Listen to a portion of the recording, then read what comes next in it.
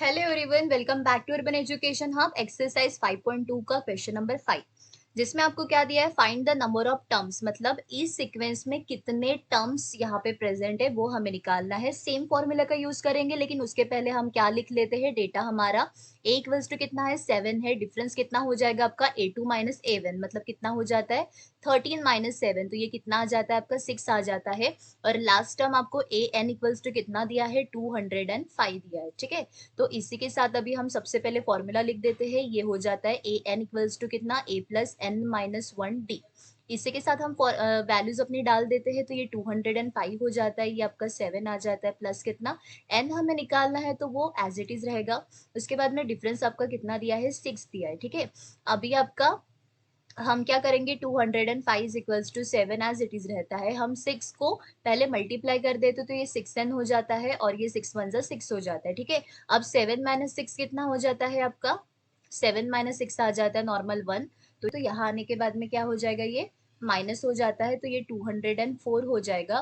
तो 204 divided by 6 ये कितना आ जाता है, 6 3 जा 18। यहाँ पे कितने बचे आपके 2 बचे, ये कितना हो जाता है 34 हो जाता है। तो ये 6 जा 2 बच जाता है, तो ये कितना हो जाता है आपका 24, मतलब ये कितना आ जाता है आपका 34। तो n की वैल्यू कितनी आ गई आपके 34 आ जाती है।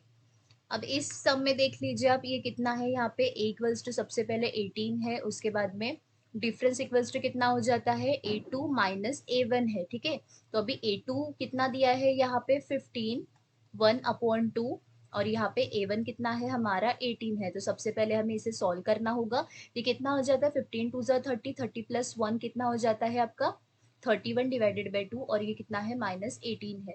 मतलब क्रॉस मल्टीप्लाई करने के बाद में ये कितना हो जाएगा 13, 31 1 जा 31, 18 टू जा कितना हो जाता है 36 डिवाइडेड बाई ये 2 हो जाता है। इट मीन्स दैट 36 में से 31 गए, मतलब ये कितना -5 डिवाइडेड बाई 2 ये आपका आ जाता है।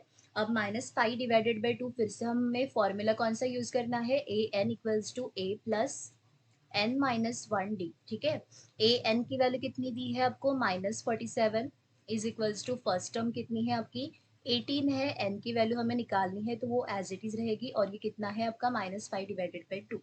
ठीक है, अब देखिए हम क्या करेंगे, ये -18 ये +18, तो इस साइड में आने के बाद में क्या हो जाएगा, ये -18 हो जाएगा, इक्वल्स टू कितना n-1, और ये कितना है मल्टीप्लाई में -5 डिवाइडेड बाय 2।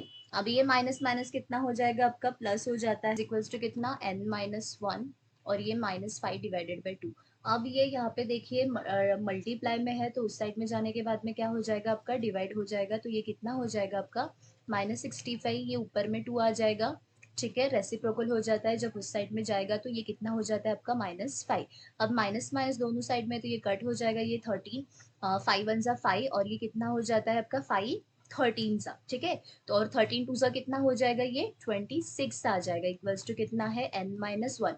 अब ये -1 है, उस साइड में जाने के बाद में क्या हो जाएगा आपका प्लस हो जाएगा, मतलब ये कितना 26 प्लस 1 इज इक्वल्स टू कितना आ जाता है आपका n, मतलब n इक्वल्स टू कितना आ गया आपका 26 प्लस 1 27। ठीक है, याद रखिए जब भी आपकी रेसिप्रो मतलब जब भी आपकी पी अपॉन क्यू के फॉर्म में टर्म होती है, तो उस साइड में जब मल्टीप्लाई का डिवाइड होता है तो रेसिप्रोकल कर दीजिए, 2 ऊपर में चला जाएगा, -5 नीचे में आ जाएगा, और 5 13 सा कितना हो जाता है आपका 65, और 13 मल्टीप्लाइड बाई 2 आपका 26 हो जाता है, minus minus will cancel out. ठीक है, इसी के साथ हम मिलते हैं नेक्स्ट वीडियो में।